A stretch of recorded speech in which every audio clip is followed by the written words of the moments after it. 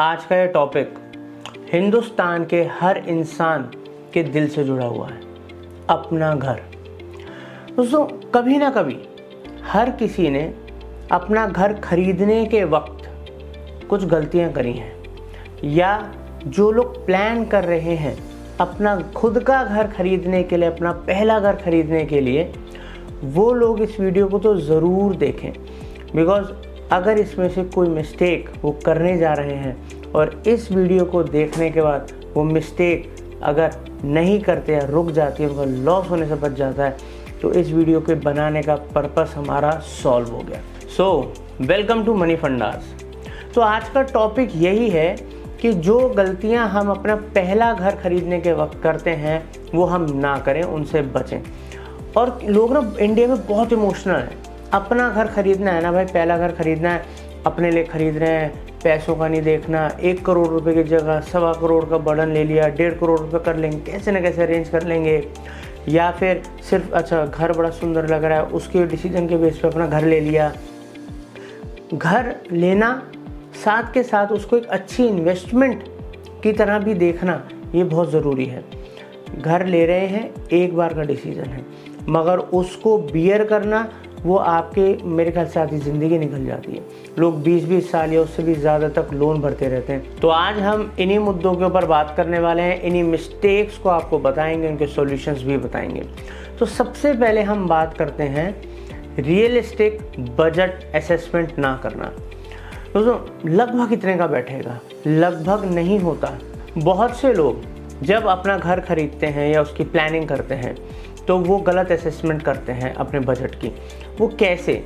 कई बार उनको लगता है कि उनकी फॉर एन एग्जांपल उनकी आज मंथली जो सैलरी है वो 50,000 रुपये है, और वो सोचते हैं यार आने वाले टाइम में मेरी 70,000 80,000 तो हो ही जाएगी। या फिर वे सोचते हैं कि हमारे जो मंथली एक्सपेंसेस हैं उनको हम कम कर लेंगे, या उनको इग्नोर कर देते हैं। इस वजह से जब वो ओवर बर्डन ले लेते हैं लोन का, तो उनकी डे टू डे लाइफ के एक्सपेंसेस और उनकी जो कंफर्ट जोन है वो हैम्पर होना शुरू हो जाता है। वो कॉम्प्रोमाइज़ करना शुरू कर देते हैं अपनी डेली ज़िंदगी के अंदर। अपने बजट की रियलिस्टिक असेसमेंट करना बहुत ज़रूरी है।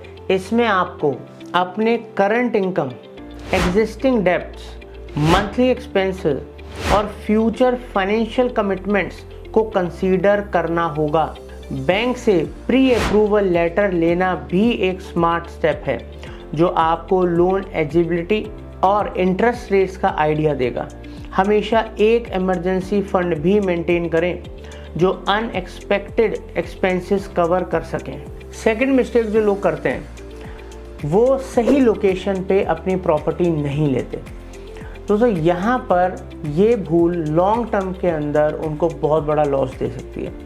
बिकॉज आपको प्रॉपर्टी लेनी है, आपने करंटली वहाँ पर जो एमिनिटीज़ हैं, ठीक है, या आपने जो चीज़ें सुनी उसके बेसिस पे आपने डिसीजन ले लिया और चीज़ को बाय कर लिया। तो यहाँ पर फ्यूचर प्लान्स और अपडेट्स को ना देखना और चीज़ों को डिटेल में रिसर्च ना करना एक बहुत बड़ी भूल साबित हो सकती है। अच्छी लोकेशन की पहचान करने के लिए एरिया की लोकल एमिनिटीज़, ट्रांसपोर्ट लिंक्स और फ्यूचर डेवलपमेंट प्रोजेक्ट्स को एनालाइज करें। रिसर्च करें कि क्या वो एरिया अपकमिंग इंफ्रास्ट्रक्चर प्रोजेक्ट्स और कमर्शियल डेवलपमेंट्स से बेनिफिट होने वाला है। Local schools, hospitals, shopping centres भी कंसीडर करें, क्योंकि ये चीज़ें प्रॉपर्टी की वैल्यू बढ़ा सकती हैं। थर्ड प्रॉब्लम, प्रॉपर्टी लेने के वक्त सही से इंस्पेक्शन ना करना। अब इसमें 2 चीज़ें आती हैं।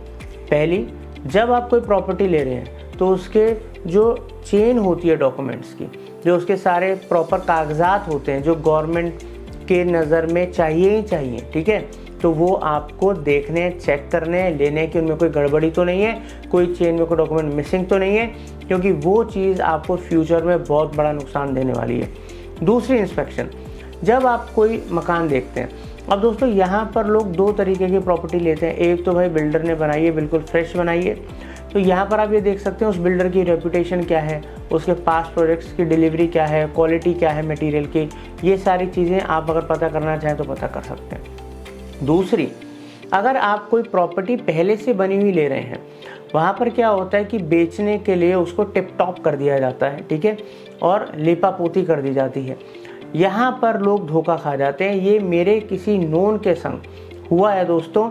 ऐसे तो कई सारी चीज़ें होती हैं, हम लोग सुनते हैं कि चेन ऑफ डॉक्यूमेंट्स, ज़मीन फेक थी या ये फेक था वो फेक था, मगर ये चीज़ कि एक मकान पुरानी बिल्डिंग है या पुराना है और उसको इतना रिनोवेट करके इतना सुंदर बना दिया गया है कि वो नए से भी ज़्यादा सुंदर लग रहा है, मगर वहाँ पर आप धोखा ना खाएं। वहाँ पर प्रॉपर्टी कितनी पुरानी है, उसमें क्या मटेरियल यूज़ करा गया है, ठीक है, और कई सारी चीज़ें आप इंस्पेक्शन के दौरान निकाल सकते हैं जो आपको एक गलत डिसीजन लेने से रोकेगा। एक आपको इजी सॉल्यूशन बताता हूँ। एक प्रोफेशनल होम इंस्पेक्टर को हायर करें जो आपके बिहाफ पे प्रॉपर्टी की थ्रू आउट इंस्पेक्शन करेगा।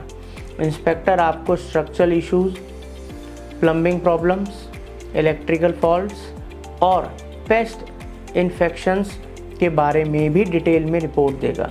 ये रिपोर्ट आपको नेसेसरी रिपेयर्स और मेंटेनेंस कॉस्ट का एक्यूरेट एस्टिमेट देगी और आपको इन्फॉर्म्ड डिसीजन लेने में मदद करेगी। अब ये जो चौथी मिस्टेक की मैं बात कर रहा हूँ, इसके बारे में मैंने अभी बात करी है, मगर फिर भी मैं आपको ये दोबारा रिपीट करूँगा। लीगल पेपर्स की अंडरस्टैंडिंग ना होना। दोस्तों यहाँ पर कोई बड़ी चीज़ नहीं है, बिकॉज आप कोई प्रॉपर्टी के प्रोफेशनल नहीं हो, इस इंडस्ट्री से नहीं हो, तो यहाँ की जो शब्दावली है, टर्मिनोलॉजी है, या क्या चेक करना है क्या नहीं करना आपको नहीं पता, तो यहाँ पर पैसे बचाने की भूल ना करें। हर एरिया के अंदर उस एरिया के एक्सपर्ट प्रॉपर्टी डॉक्यूमेंट्स के वकील होते हैं, लॉयर्स होते हैं। आप उनको हायर करें, उनसे एक डिटेल रिपोर्ट लें, सारे पेपर चेक कराएं, उसके बाद ही एक इन्फॉर्म डिसीजन लें। फिफ्थ मिस्टेक, और इंडिया में सबसे कॉमन प्रॉब्लम है, जबकि ये अगर आप इंटरनेशनल कंट्रीज़ की बात करो, यूएस वगैरह में, वहाँ आपको देखने को शायद ही मिलेगा, वो है over paying for the properties. यहाँ पर मोनू ने अगर 1 करोड़ रुपए का फ्लैट लिया है तो बंटी भी 1 करोड़ 10 लाख रुपए का फ्लैट लेगा, भले ही उस फ्लैट की कीमत 90 लाख हो। इमोशंस और कंपटीशन के चक्कर में बायर्स अक्सर एक्स्ट्रा प्राइस दे देते हैं।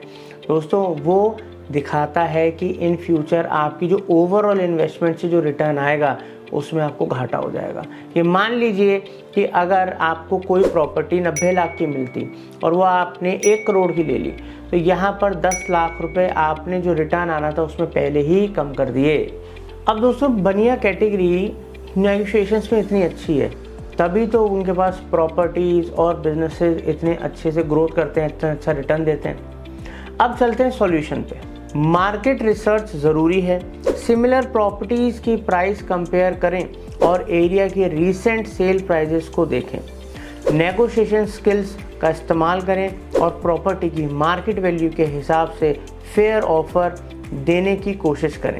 ये आपको ओवर पेइंग से बचाएगा और आपकी इन्वेस्टमेंट को सिक्योर करेगा। दोस्तों उम्मीद करता हूँ इस वीडियो के अंदर जो मैंने आपको प्रॉब्लम्स बताई हैं और उनके सॉल्यूशंस बताए हैं आपको अच्छे समझ में आए होंगे। फिर भी अगर आप रियल एस्टेट एक्सपर्ट से राय लेना चाहते हैं, उनके थ्रू अगर कोई अच्छी इन्वेस्टमेंट्स आप जानना चाहते हैं, तो डिस्क्रिप्शन में मैंने नंबर दे दिया है, उस पर व्हाट्सएप पे आप कॉल कर सकते हैं और एक्सपर्ट्स के संग कनेक्ट हो सकते हैं। दोस्तों प्लीज़ वीडियो को लाइक कीजिए, शेयर कीजिए, चैनल सब्सक्राइब कीजिए, बिकॉज इससे हमारी टीम को मोटिवेशन मिलता है और इसी तरीके के फाइनेंशियल नॉलेज से भरे कंटेंट को हम आपके लिए लाते रहेंगे। Thank you for watching money fundas.